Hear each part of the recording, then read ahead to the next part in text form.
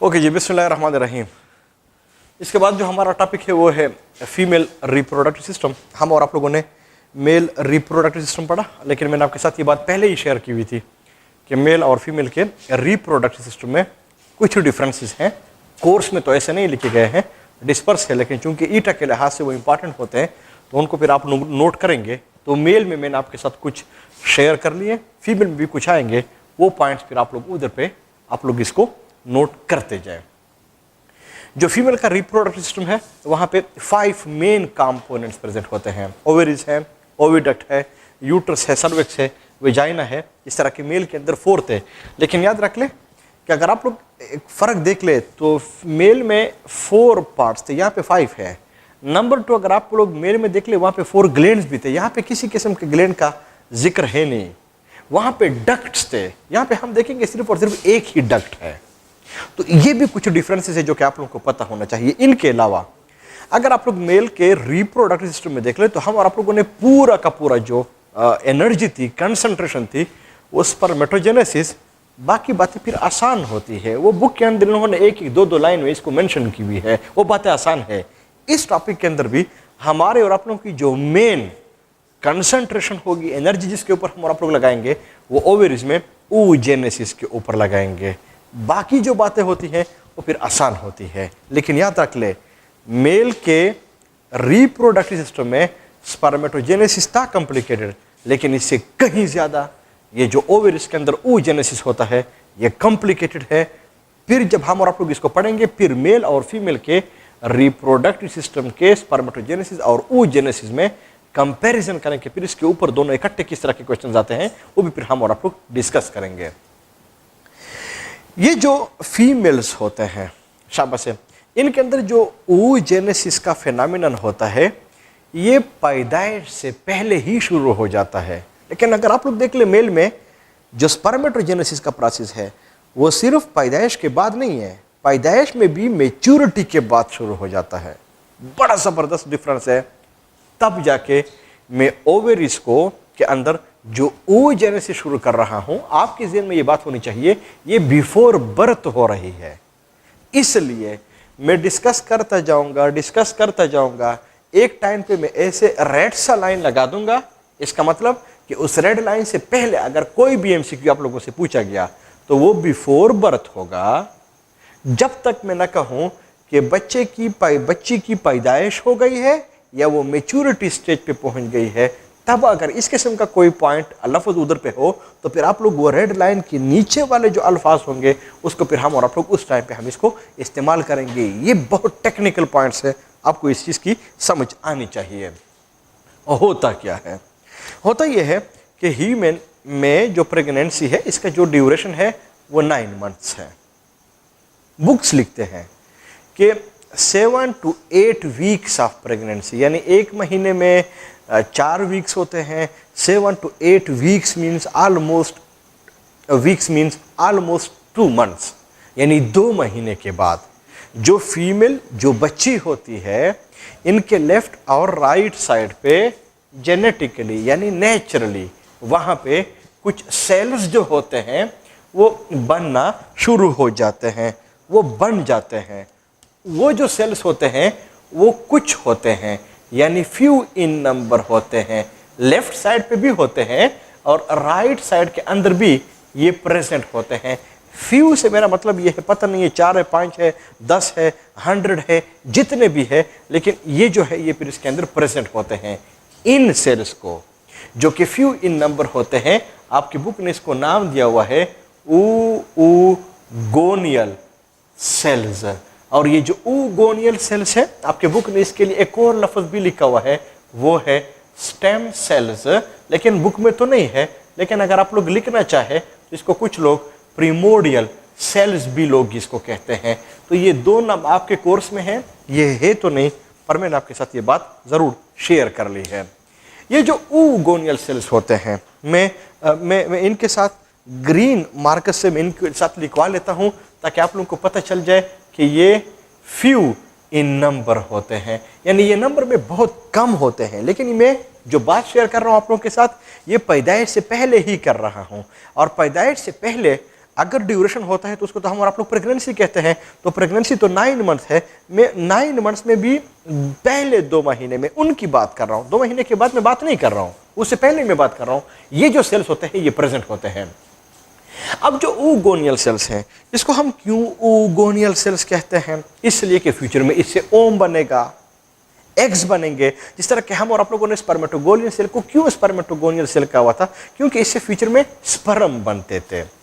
ये जो oogoneal sales होते हैं, अगर मैं आप लोगों से पूछूं कि ये हेप्लॉइड होंगे कि डिप्लॉइड होंगे, वही बात हमारे और आप लोगों की होगी कि ये 2n होंगे, हाँ, ये डिप्लॉइड होंगे, हाँ, इसके अंदर 46 क्रोमोसोम जो है ये फिर प्रेजेंट होंगे, ये प्रेजेंट होते हैं। अब 7-8 वीक्स के बाद, यानी जो फ्यू सेल्स होते हैं 7-8 वीक्स के बाद, उसी ही प्रेगनेंसी में, यानी पैदाइश से पहले, बिफोर बर्थ बात कर रहा हूं, बार बार कह रहा हूं, इसके अंदर, इन सेल्स के अंदर एक खास किस्म का सेल डिवीजन जो है ये फिर शुरू हो जाता है, जिसको हम और आप लोग कहते हैं माइटोसिस। जिस तरह के उधर पे शुरू था, इसका मतलब ये हुआ कि इस टॉपिक के अंदर भी हम और आप लोग माइटोसिस और मियासिस को हम और आप लोग डिस्कस करेंगे, लेकिन इस माइटोसिस और उन मियासिस में कुछ और फर्क होगा, वो मैं यहाँ पे डिस्कस कर लेता हूँ, क्योंकि ये बातें हमारी फिर काम आएंगी किधर पे, इस oogenesis के दौरान हमें फिर से हम इसकी हमें काम आएगी। अगर आप लोग फिर से देख लें, जो सेल डिवीजन होता है उसी तरह से हमारे और आप लोगों का की बात होगी कि फिर ये हमारे साथ 2 तरह का होता है। एक को हम और आप लोग माइटोसिस कहते हैं, दूसरे को हम और आप लोग मियासिस कहते हैं। जो माइटोसिस होता है बिल्कुल उसी तरह से हमारे साथ ये कोई एक सेल प्रेजेंट है, ये हमारे साथ पेरेंटल सेल है, इसके अंदर 46 क्रोमोसोम्स है, इन अदर वर्ड्स ये 2n वाला है, ये डिप्लॉइड वाला है। जब इसके अंदर माइटोसिस हो जाए तो इनसे 2 डॉटर सेल बन जाते हैं, हर एक के अंदर 46 क्रोमोसोम्स, यानी ये 2n वाला, यानी ये डिप्लॉइड होगा। दूसरा भी 46 क्रोमोसोम, ये 2n वाला, यानी फिर ये डिप्लॉइड होगा। ये हमारे साथ बन जाते हैं। तो वही बात होगी कि एक सेल से हमारे साथ कितने सेल बने? एक सेल से हमारे साथ 2 सेल्स बन गए हैं, लेकिन हर एक सेल के अंदर क्रोमोसोम का नंबर कितना है? नो डाउट वो सेम है। तब जाके इसका दूसरा फायदा, क्रोमोसोम के नंबर को कांस्टेंट रखता है, मेंटेन रखता है, रिटेन रखता है। ये 2 पॉइंट जिस तरह के मैंने आप लोगों को पहले कहे हुए थे, ये आप लोगों ने बाकायदा तौर पे इसको नोट करना है। जो 2 पॉइंट्स आप लोगों ने नहीं नोट करने हैं वो ये है कि इन सेल्स के अंदर उस वक्त तक फिर कोई सेल डिवीजन नहीं होगा जब तक कि इनके अंदर ग्रोथ पूरा ना हो जाए। और दूसरा पॉइंट जो हम और आप लोगों ने डिस्कस किया होता वो ये था कि बोर्ड के ऊपर हमें 3 सेल नजर आएंगे, हालांकि ये 3 नहीं होंगे, इस सेल की इंटिटी खत्म हो जाएगी, ये और ये सेल रह जाएंगे। ये 2 पॉइंट्स मैंने आप लोगों को पहले भी बताए हुए थे। दूसरी बात ये कि अगर हम और आप लोग मियासिस के ऊपर आ जाए, सो यू नो कि जो मियासिस होता है वो हमारे साथ 2 तरह का होता है। एक को हम और आप लोग मियासिस फर्स्ट कहते हैं, दूसरे को हम और आप लोग मियासिस सेकंड कहते हैं। मियासिस फर्स्ट को हम और आप लोगों ने रिडक्शन डिवीजन हम और आप लोगों ने इसको कहा हुआ था, जबकि जो मियासिस 2 है इसको हम और आप लोगों ने इक्वेशनल डिवीजन हम और आप लोगों ने इसको कहा हुआ था। जो मियासिस फर्स्ट होता है इनके अंदर 4 सब स्टेजेस होते हैं। 9th-10th में आप लोगों ने पढ़े होंगे, प्रोफेस, मेटाफेस, एनाफेस, टीलोफेस। इसी तरह से जो मियासिस 2 होता है इनके अंदर भी 4 स्टेजेस होते हैं, प्रोफेस, मेटाफेस, एनाफेस और टीलोफेस। इनमें फ़र्क के लिए इनके साथ सबके साथ हम 1 लिखते हैं, क्योंकि ये मियासिस फर्स्ट के ये स्टेप्स हैं। तो सबके साथ मैं ऐसे फर्स्ट लिखवा लेता हूँ, जबकि जो सेकंड है इन सब के साथ मैं प्रोफेस सेकंड, शाबाश से फिर मेटाफेस सेकंड, फिर एनाफेस सेकंड और फिर टीलोफेस सेकंड। इनके साथ भी मैं इस किस्म के अल्फाज जो है ये फिर इस्तेमाल कर लेता हूँ, इनको मैं ये लगा लेता हूँ।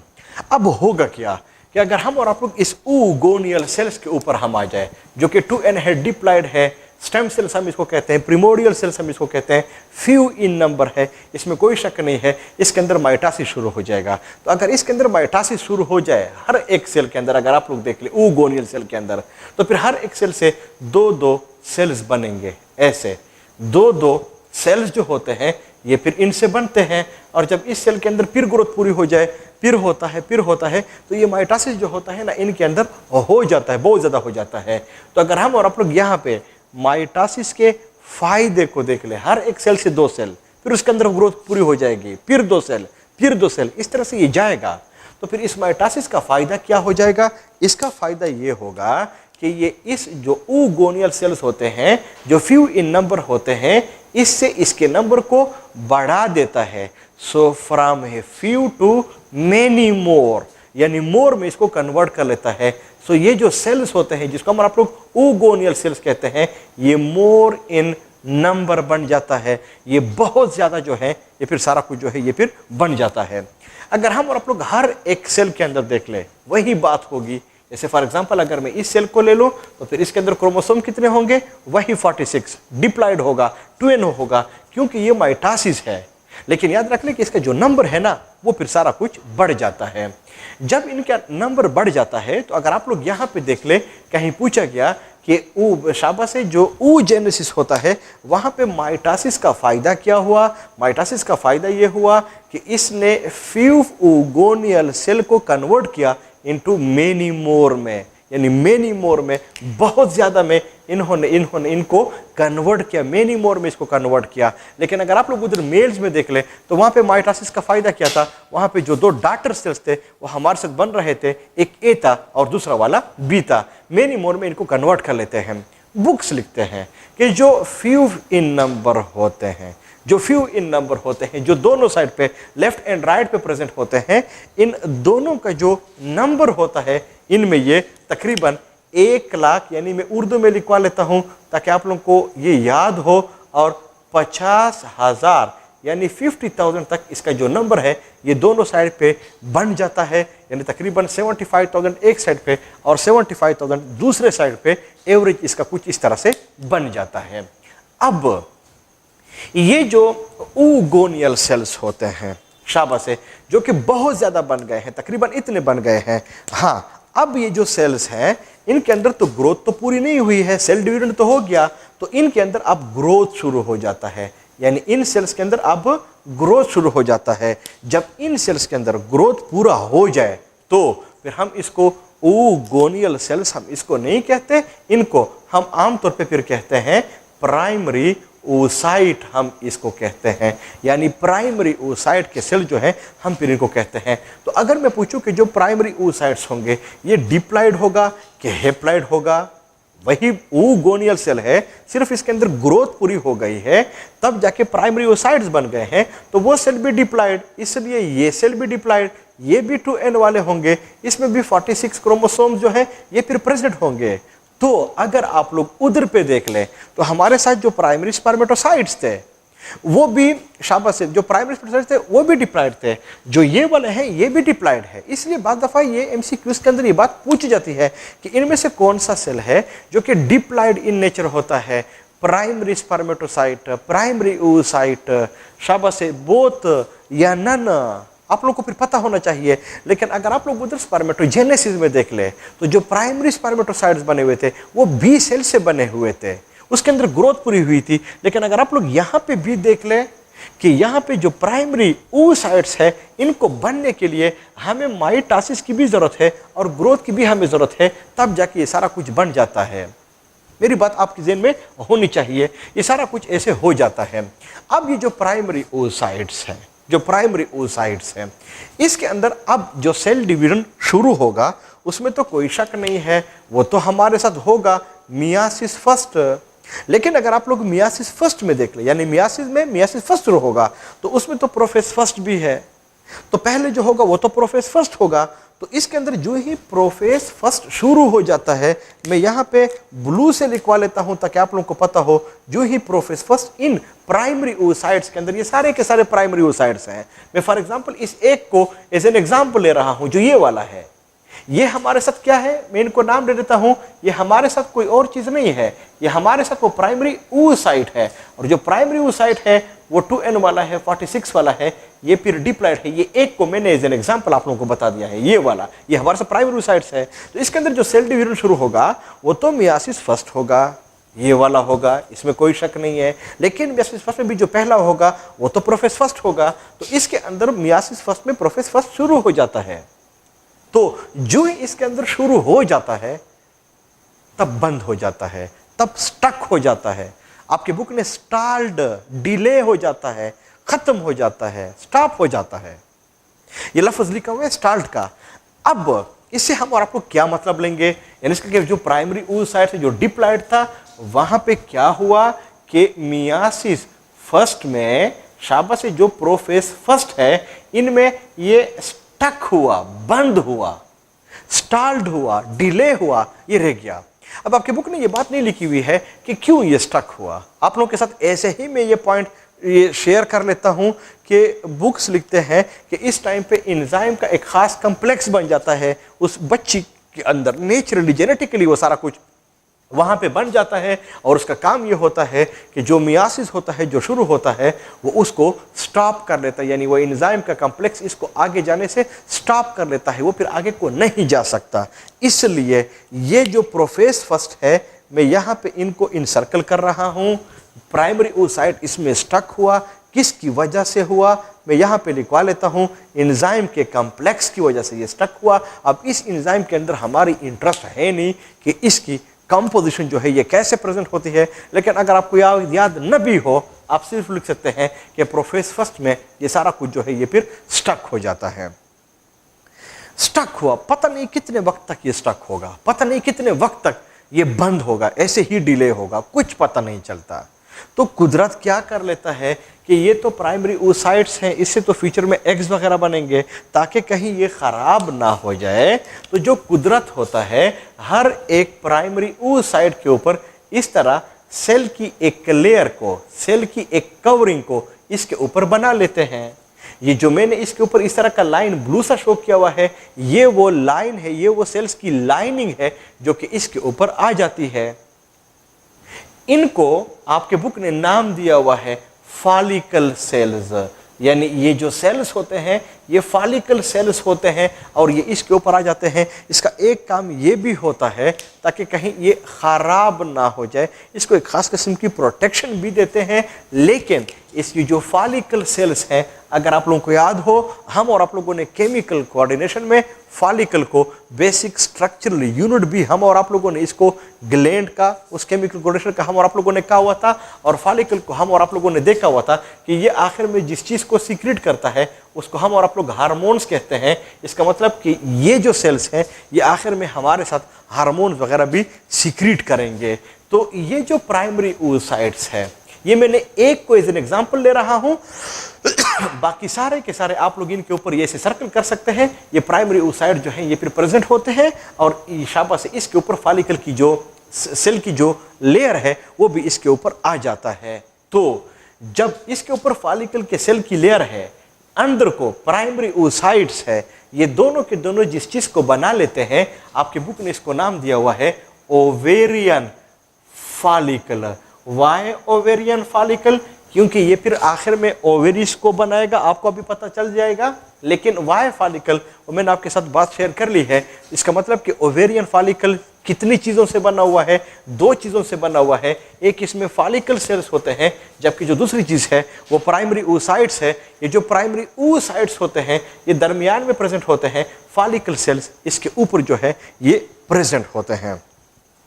मैं आमतौर पे स्टूडेंट्स को कहता हूँ कि अगर आजकल आप लोग देख ले, ये फ्रूट्स होते हैं, चाइना से आते हैं, किसी और ममालिक से आते हैं, आप लोग नाशपाती वगैरह देख ले, इसको आप लोग कंसिडर कर ले, तो नाशपाती होता है, पियर होता है। अगर आप लोग उस नाशपाती को कंसिडर कर ले कि ये हमारे साथ कोई प्राइमरी oocyte है, लेकिन जब ये उधर चाइना से इधर पाकिस्तान आता है तो आप लोगों ने ये बाजार में देखे होंगे, मार्केट में देखे होंगे, उस नाशपाती के ऊपर प्लास्टिक की कोई कवरिंग भी प्रेजेंट होती है। और उस प्लास्टिक की कवरिंग को आप लोग कंसिडर कर ले कि ये फॉलिकल सेल्स होते हैं। तो ये जो नाशपाती है, प्राइमरी oocyte है, इसके ऊपर जो फॉलिकल सेल्स हैं, वो प्लास्टिक की जो कवरिंग है, इसको हम और आप फिर इकट्ठा हम क्या कहते हैं? इसको हम ओवेरियन फॉलिकल कहते हैं। तो ओवेरियन फॉलिकल में क्या हुआ? बीच में नाशपाती यानी प्राइमरी oocytes, बाहर को फॉलिकल सेल्स की जो लेयर है ये फिर प्रेजेंट होती है।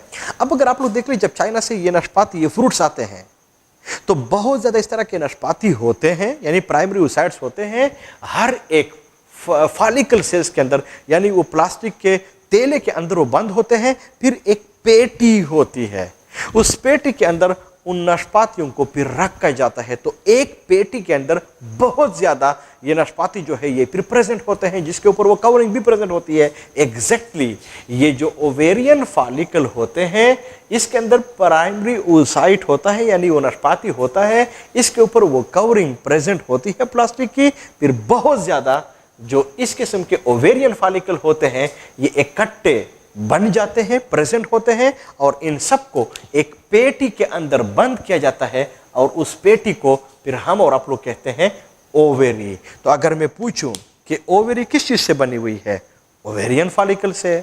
पेटी है, ओवेरियन फॉलिकल किस चीज से बना हुआ है, दो चीजों से बना हुआ है। एक इसमें प्राइमरी oocyte है, जबकि इसके ऊपर फॉलिकल के जो सेल्स हैं ये भी फिर इसके ऊपर प्रेजेंट होते हैं। तो ये पेटी बना लेते हैं। अब इस ओवरी की लेंथ कितनी है, इसका डायामीटर कितना होता है, ये कितने होते हैं, दो ही होते हैं, बॉडी के अंदर होते हैं, क्योंकि इसके अंदर जो oogenesis होता है इसके लिए टेम्परेचर हमारे बॉडी जितना चाहिए होता है।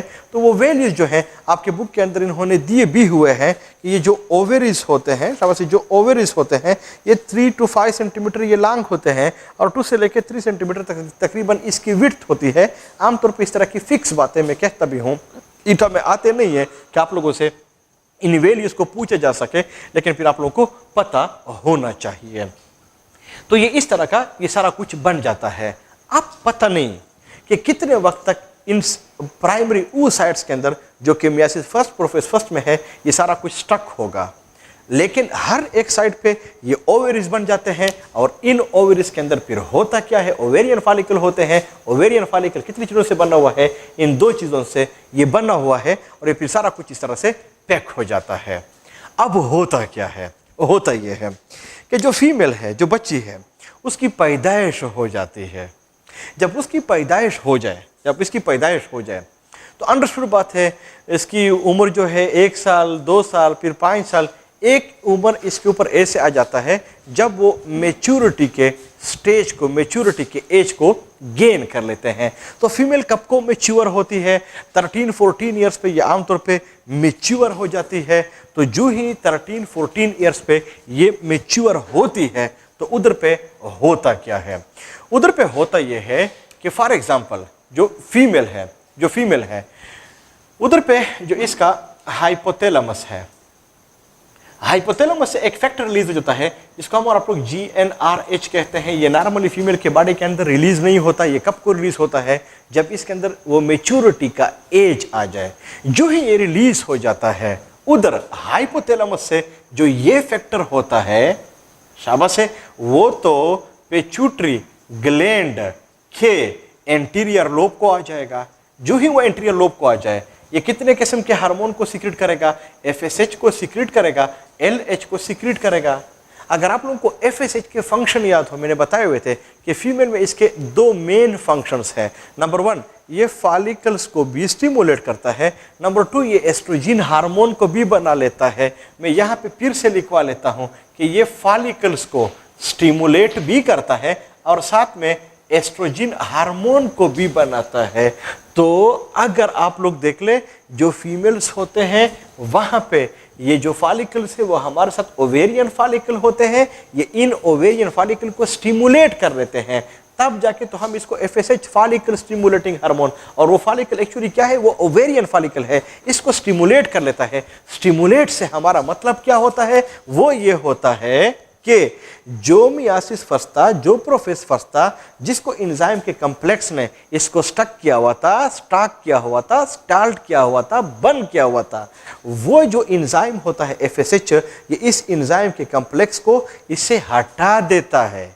जो ही इससे इसको हटा देता है तो अंडरस्टूड बात है, वो प्रोफेज फर्स्ट इस oocyte के अंदर, प्राइमरी oocytes के अंदर वो तो पूरा हो जाएगा, मेटाफेज 1 पूरा हो जाएगा, एनाफेज 1 पूरा हो जाएगा, और टीलोफेज 1 पूरा हो जाएगा। जब ये पूरा हो जाए तो मियासिस फर्स्ट पूरा हुआ। जब पूरा हो जाए तो फिर इस एक सेल से इसके अंदर 2 सेल्स जो है ये फिर बन जाते हैं। अंडरस्टूड बात है, इसके अंदर 2 सेल बनेंगे। जो 2 सेल्स बनते हैं ये नेचुरली ऐसे होता है कि इनमें जब दो सेल जब भी बनते हैं उनमें जो डिवीजन होती है वो इक्वल डिवीजन होती है, माइटोसिस हो या मियासिस हो। लेकिन यहाँ पे जो डिवीजन होती है वो अनइक्वल होता है। एक के अंदर थोड़ा ज्यादा साइटोप्लाज्म आ जाता है, दूसरे के अंदर थोड़ा कम आ जाता है। जिसके अंदर ज्यादा साइटोप्लाज्म आ जाता है ये वाला, इसको हम फिर कहते हैं सेकेंडरी oocyte।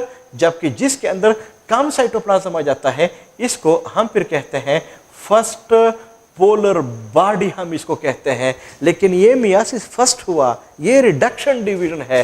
तो जो सेकेंडरी oocyte है इनमें ये क्रोमोसोम का नंबर प्राइमरी से हाफ हो जाएगा और ये कितना हो जाएगा, n हो जाएगा। ये कितना हो जाएगा, ये 23 हो जाएगा। ये डिप्लॉइड नहीं होगा, ये फिर हमारे साथ हैप्लॉइड बन जाएगा। तब जाके अगर आप लोग देख ले कि प्राइमरी oocyte डिप्लॉइड होंगे जबकि जो सेकेंडरी oocytes होंगे ये फिर हमारे साथ हैप्लॉइड बन जाएंगे। लेकिन जो फर्स्ट पोलर बॉडी होगी ये भी अंडरस्टूड बात है, हमारे साथ हैप्लॉइड ही होगी जो कि हमारे साथ रह जाएगी। तो जब इस प्राइमरी oocyte से जो चीज बनेगी वो हमारे साथ दो चीजें इसके रिजल्ट में बन जाती है। इनमें से एक को हम और आप लोग सेकेंडरी oocyte कहेंगे जबकि दूसरे को हम और आप लोग फर्स्ट पोलर बॉडी कहेंगे। लेकिन जो सेकेंडरी oocytes होगा ये भी हैप्लॉइड होगा, n होगा। जो फर्स्ट पोलर बॉडी है ये भी हैप्लॉइड होगा। लेकिन इन दोनों में फर्क क्या होगा कि इसका सेकेंडरी oocyte का जो साइड है ये बड़ा होगा जबकि फर्स्ट पोलर बॉडी का जो साइज होगा ये फिर छोटा होगा। ये मेन डिफरेंसेस है जो कि आप लोगों को पता होना चाहिए। मैं ऐसे कर रहा हूं कि किसी रेड मार्कर से मैं ऐसे कर रहा हूं कि इसमें यहां पे बीच में मैं एक लाइन लगा रहा हूं। इसका मतलब यह है कि इससे ऊपर जो कुछ मैंने आप लोगों को डिस्क्राइब कर लिया है ये यहां पे लिखवा रहा हूं।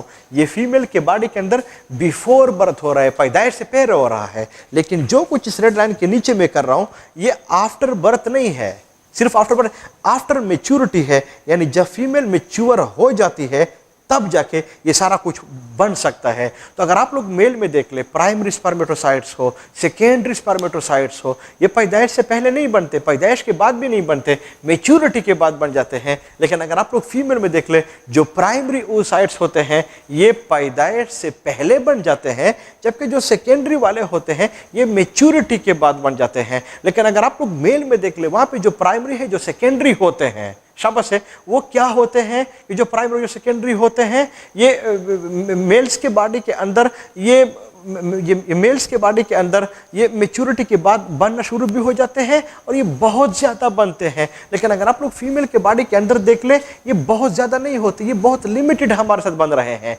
उधर मेल के बॉडी में पोलर बॉडी का कॉन्सेप्ट नहीं है, फीमेल के बॉडी के अंदर ये पोलर बॉडी का कॉन्सेप्ट भी होता है। तो फिर आप लोगों से एमसीक्यूज में पूछा जा सकता है कि इनमें से कौन सा है जो कि फीमेल के बॉडी में बिफोर बर्थ इसके अंदर प्रेजेंट होते हैं। ये प्राइमरी oocytes है, सेकेंडरी oocyte है, फर्स्ट पोलर बॉडी होगी, ऑल ऑफ दिस या नन ऑफ दिस होगा। सो यू शुड नो कि ये प्राइमरी होते हैं। आफ्टर मैच्योरिटी किसके कौन कौन सी चीजें प्रेजेंट होती है, वो सेकेंडरी है और फर्स्ट पोलर बॉडी है। इनमें से कौन सा हैप्लॉइड है, कौन सा डिप्लॉइड है, इनमें से कौन सा किस सेल डिवीजन के रिजल्ट में बना हुआ है, ये सारी बातें आप लोगों को पता होना चाहिए। तो डायग्राम के अंदर अगर हम आप लोग आ जाए फिर ये सारा कुछ ऐसे हो जाता है।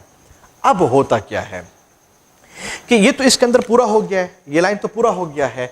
अब इन स्केल के अंदर जो सेकेंडरी oocyte होता है और फर्स्ट पोलर बॉडी होते हैं, इसके अंदर फिर जो एज ए रूल जो सेल डिवीजन शुरू होगा वो तो कोई और नहीं होगा, वो तो होगा मियासिस 2। मियासिस 2 जब शुरू होगा तो इसमें पहले प्रोफेज 2 शुरू हो जाएगा दोनों के अंदर। जो ही वो पूरा हो जाए तो फिर तो इसके बाद मेटाफेज 2 होगा। जो ही मेटाफेज 2 शुरू हो जाता है इनके अंदर, उसी तरह से फिर इसके अंदर ये मेटाफेज 2 पे फिर ये स्टक हो जाते हैं, बंद हो जाते हैं। क्यों बंद होते हैं मैं इधर फिर लिखवा लेता हूं। वो फिर उस किस्म का कोई एंजाइम का कॉम्प्लेक्स बन जाता है, इसको फिर स्टक कर लेता है। इसका मतलब कि ये दोनों के दोनों जो सेकेंडरी oocytes है और जो फर्स्ट पोलर बॉडी है ये मियासिस 2 के मेटाफेज 2 स्टेज पे फिर स्टक हो गए हैं। जब ये स्टक हो जाते हैं तो इन दोनों के साथ यहां पे मैं लिखवा रहा हूं कि है मियासिस 2 लेकिन है मेटाफेज 2। इसी तरह से ये वाला भी है मियासिस 2 पर है मेटाफेज 2। इन दोनों में फिर ये स्टक हो गए हैं। जब ये स्टक हो जाते हैं तो उधर पे होता क्या है कि उधर पे तो FSH भी आता है, LH सारा कुछ आ जाता है, इसके अंदर वो आता है। तो जिसकी वजह से जो ओवेरियन फॉलिकल है इनका साइज बढ़ना शुरू हो जाता है। ऐसे साइज बढ़ता है। तो आप लोगों ने, चूंकि मैंने आप लोगों को एग्जांपल फ्रूट्स का दिया हुआ था, तो आप लोगों ने फ्रूट्स में देखा होगा कि बाज़ दफ़ा जब फ्रूट्स पकते हैं, इसकी राइपनिंग शुरू हो जाती है, तो फ्रूट का जो कलर होता है उसमें भी फर्क आता है। ये फ्रूट्स में आप लोगों ने देखा होगा। और जो साइज होता है उनमें भी फर्क आता है, वो भी बढ़ना शुरू हो जाता है। एग्जैक्टली ऐसे ही जो ओवेरियन फॉलिकल होते हैं, जब ये मेचुरेशन शुरू हो जाती है, पकना शुरू हो जाता है, तो इस ओवेरियन फॉलिकल के कलर में भी फर्क आता है और साइज में भी फर्क आता है। और आप लोगों ने फ्रूट्स में देखा भी होगा, जब ये बहुत ज्यादा पक जाते हैं, जिस तरह के मैंगोज या अमरूद या कोई और होते हैं, तो फिर ये आमतौर पे ये पट जाते हैं। उसमें वो बहुत ज्यादा पकने की वजह से उसमें वो लाइन आ जाता है, पट जाते हैं। एग्जैक्टली जब ये पकता है तो फिर ये इतना ज्यादा पक जाता है कि ये आमतौर पर यहाँ पे पट जाता है। और जो ही पट जाता है तो इनसे ये जो सेकेंडरी oocyte होता है और जो फर्स्ट पोलर बॉडी होती है, ये इनसे रिलीज हो जाते हैं। तो ये आमतौर पे फीमेल्स में मंथली साइकिल में एमसीक्यूज के अंदर ये बात पूछते हैं कि इनके अंदर जो एग्स रिलीज होते हैं वो कौन सा वाला होता है। तो प्लीज आपको याद होना चाहिए वो सेकेंडरी oocyte होता है। लेकिन कहीं पूछा गया कि वो सेकेंडरी oocyte में किस स्टेज पे होता है, मेटाफेज 1 में, प्रोफेज 1 में, प्रोफेज 2 में, मेटाफेज 2 में, तो वो मेटाफेज 2 में होते हैं। इसका मतलब कि फीमेल्स में भी मंथली साइकिल में भी जो ओम रिलीज होते हैं ना, वो मेटाफेज 2 वाले होते हैं। अगर आप लोग मेटाफेज 2 वाला ओम देख ले, एग देख ले, वो है हेप्लॉइड, वो डिप्लॉइड नहीं है, वो हेप्लॉइड वाला होता है, वो रिलीज हो जाता है। तो अगर ये दो रिलीज हो गए हैं तो इनको मैं इससे हटा देता हूं। अगर हम और आप लोग इसको हटा दे तो जो हमारे साथ सेकेंडरी oocyte है वो प्लस जो फर्स्ट पोलर बॉडी है वो रिलीज हो गए हैं। ये दोनों के दोनों आएंगे किधर, उधर फेलोपियन ट्यूब के अंदर जो मैंने बताया हुआ था डक्ट है, और ये वाहिद डक्ट है, इसके अलावा कोई दूसरा डक्ट नहीं होता फीमेल के रिप्रोडक्टिव सिस्टम के अंदर। तो इसमें ये आ जाते हैं। तो इस डक्ट के थ्रू फिर ये नीचे आएंगे। नीचे किधर जाएंगे, इसके बाद तो वो यूट्रस है, इधर पे कोई वो दूसरा डक्ट भी है, तो इधर पे तो वो यूट्रस बना लेते हैं। तो ये तो फिर आएंगे यूट्रस को। तो जब ये यूट्रस को आते हैं, तो फॉर एग्जाम्पल इस दौरान कहीं अगर मेल और फीमेल के बीच में मैटिंग हुई है, तो अंडरस्टूड बात है, जो मेल्स होते हैं वो तो फीमेल्स के बॉडी के अंदर स्पर्म्स को छोड़ देते हैं। तो स्पर्म्स को हम और आप लोगों ने पढ़ा हुआ था कि इसका शेप भी टेडपोल फिश की तरह है और इसके अंदर जो मूवमेंट है वो भी फिश की तरह स्विमिंग है। और जो स्विमिंग होती है, बार बार बता रहा हूं, वो हमेशा के लिए अपस्ट्रीम होगा, बहाव के उल्टा होगा। तो जो फीमेल का रिप्रोडक्टिव सिस्टम है, इसमें तो पेरिस्टाल्सिस ऐसे हो रहा है ना, स्पर्म जो होंगे वो तो इधर पे होंगे, तो स्पर्म तो अपस्ट्रीम होगा, वो तो ऊपर जाएगा। तो याद रख ले कि जो फेलोपियन ट्यूब है ये सिर्फ और सिर्फ एक ही वजह से मशहूर है, एक ही वजह से इंपॉर्टेंट है कि यहां पे जो मेल और फीमेल के जो स्पर्म और जो ओम्स होते हैं ना, इनमें फर्टिलाइजेशन यहां पे होती है, ये किसी और जगह पे नहीं होती। लेकिन चूंकि एक्सरसाइज में है, तब जाके मैं आप लोगों को बता देता हूं कि अगर आप लोग इस फेलोपियन ट्यूब को 3 पार्ट्स में डिवाइड कर ले, एंटीरियर वाला, मिडल वाला और पोस्टीरियर वाला, तो कहते हैं कि बहुत ज्यादा चांसेस स्पर्म और ओम के जहां पे ये मिलते हैं वो anterior 1/3 portion of the oviduct, फिर कम चांसेस मिडल में, फिर और कम चांसेस पोस्टीरियर पार्ट में। लेकिन एक मर्तबा ये ओम इधर से यूट्रस को पहुंच गया, यूट्रस में फिर किसी किस्म की फर्टिलाइजेशन जो है ये फिर नहीं हो सकती। यूट्रस सिर्फ और सिर्फ इंप्लांटेशन के लिए इंपॉर्टेंट है, इंप्लांटेशन वहां पे हो सकती है, फर्टिलाइजेशन नहीं होगा। तो जनरली हम और आप लोग कह सकते हैं कि जो फेलोपियन ट्यूब है, फर्टिलाइजेशन यहां पे होगा, कहीं पूछा गया, लेकिन यहां पे भी जहां पे ज्यादा चांसेस होते हैं वो एंटीरियर पार्ट होता है, कोई और पोर्शन जो होता है वो फिर प्रेजेंट नहीं होता। अब होता क्या है कि अगर ये आ रहा है और इसको यहाँ पे कोई स्पर्म मिल गया है, तो जो स्पर्म है उसका स्ट्रक्चर हम और आप लोगों ने पढ़ा हुआ था कि उसका जो हेड होगा, हेड के ऊपर एक्रोसोम होगा, एक्रोसोम में एंजाइम्स होते हैं, उनमें से वो हायालुरोनाइडेज एंजाइम भी प्रेजेंट होते हैं। वो हायालुरोनाइडेज एंजाइम सीक्रेट कर लेते हैं और जो ओम होता है, यानी जो सेकेंडरी oocyte होता है, इसके मेम्ब्रेन को परमिएबल बना लेता है।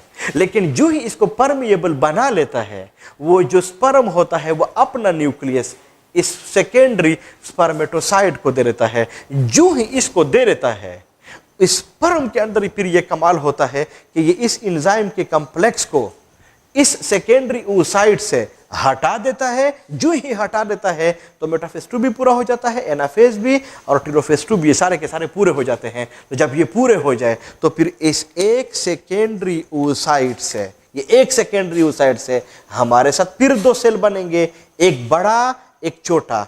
जबकि जो फर्स्ट पोलर बॉडी है ये भी बेसिकली है तो सेकेंडरी oocyte ना, लेकिन साइज छोटा है ना, तब जाके हम और आप लोगों ने इसका नाम चेंज किया हुआ है ना फर्स्ट पोलर बॉडी में। तो जब इनको मिल जाता है तो इनसे भी दो सेल्स बन जाते हैं। क्या मिल जाता है? इसको स्पर्म मिल जाता है।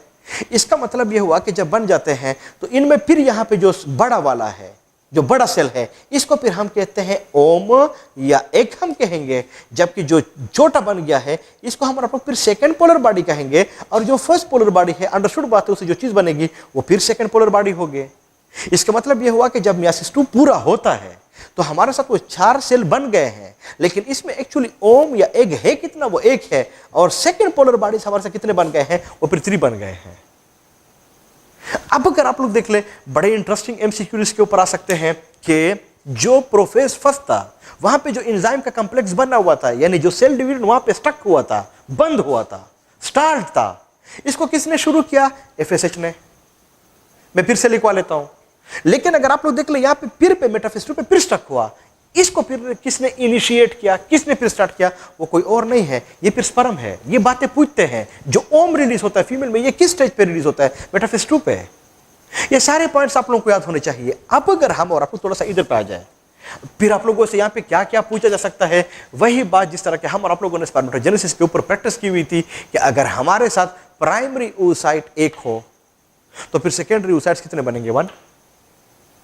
लेकिन अगर आप लोगों को उधर स्पर्मेटोजेनेसिस में याद हो, अगर हमारे साथ प्राइमरी स्पर्मेटोसाइट 1 था तो सेकेंडरी स्पर्मेटोसाइट कितने बन रहे थे? 2। इधर पे अगर आप देख ले, यहाँ पे चूंकि फर्स्ट यहाँ पे पोलर बॉडी भी बनते हैं। इसी तरह से अगर आप लोगों को स्पर्मेटोजेनेसिस में याद हो, अगर हमारे साथ 100 प्राइमरी स्पर्मेटोसाइट्स थे तो कितने सेकेंडरी स्पर्मेटोसाइट्स बन रहे थे? 200। लेकिन अगर आप लोग यहाँ पे देख ले, प्राइमरी अगर प्राइमरी oocytes 100 है तो सेकेंडरी oocytes वो भी 100 बनेंगे। अगर आप लोग फिर उधर स्पर्मेटोजेनेसिस में जाएं तो उधर पे अगर हमारे साथ 100 प्राइमरी स्पर्मेटोसाइट्स थे तो हमारे साथ स्पर्मेटिड कितने बन रहे थे? 400। लेकिन अगर यहां पे हमारे साथ 100 प्राइमरी oocytes हो तो फिर हमारे साथ कितने ओम या एग बनेंगे? वो भी फिर 100 बनेंगे। तो इनमें ये बेसिक डिफरेंस है जो कि आप लोगों को पता होना चाहिए। कौन सा पैदाइश से पहले, कौन सा पैदाइश के बाद है, ये सारे पॉइंट्स आपके ज़हन में होने चाहिए। जब ये एग ओम फर्टिलाइज हो जाए तो इस फर्टिलाइज ओम को हम फिर कहते हैं जाइगोट। यानी इस फर्टिलाइज ओम को हम और आप लोग क्या कहेंगे? जाइगोट। और जो जाइगोट होगा वो फिर इम्प्लांट हो जाएगा किधर? यूट्रस में। और इस यूट्रस की में इस ओम को, जाइगोट को इम्प्लांट करने के लिए कौन सी चीज वो रिस्पॉन्सिबल होती है? वो कोई और नहीं होता, वो कोई और नहीं होता। वो जो चीज इसके लिए रिस्पॉन्सिबल होती है उसको हम और आप लोग कहते हैं ये प्रोजेस्टेरोन हार्मोन है। प्रोजेस्टेरोन हार्मोन है जो इसको फिर इसके अंदर इम्प्लांट कर लेगा। जब ये इम्प्लांट कर लेगा तो अंडरस्टूड बाय 9 मंथ्स फिर वहां पे गुजारेगा। और जब 9 मंथ्स वहां पे गुजार दे, प्रेगनेंसी का टाइम गुजर जाए, तो फिर कोई बच्चा पैदा हो जाता है। अंडरस्टूड बात है। वो बच्चा फिर बढ़ के असद सा भी बन सकता है, समद भी बन सकता है, कोई और भी बन सकता है। तो ये सारा का सारा वो प्रोसेस होता है जो कि फिर ये मुकम्मल हो सकता है। नेक्स्ट वो ये है कि ये कुछ पॉइंट्स इसके अंदर हो गए हैं, सारा कुछ मैंने आप लोगों को बता दिया है। जो कुछ पीछे रह गया, कौन सी चीज रह गई है? वो तो वो ओवेरियन फॉलिकल से वो फॉलिकल सेल्स रह गए हैं। ये जो फॉलिकल सेल्स होते हैं, शाबाश, ओवेरियन फॉलिकल, ये फिर कन्वर्ट हो जाता है इनटू अनदर स्ट्रक्चर। और उस स्ट्रक्चर को हम फिर कहते हैं कार्पस ल्यूटियम। आपके बुक ने लिखा हुआ है ये फिर किसी प्रोजेस्टेरोन हार्मोन को सीक्रेट करेगा जो मैंने आप लोगों को बता दिया है। तो फिर वो हार्मोन सीक्रेट करता है और इसका साइज छोटा होता जाता है और आखिर में इसकी डेथ एट्रीजिया हो जाती है, ये फिर ख़त्म हो जाता है। तो जो फीमेल्स होते हैं इनके अंदर ये जो oogenesis होता है, इसके ऊपर जो टेक्निकल एमसीक्यूज आते हैं वो मैंने आपके साथ शेयर कर लिया है। आप लोग इसको ज़रूर आप लोगों ने इसको देखना है।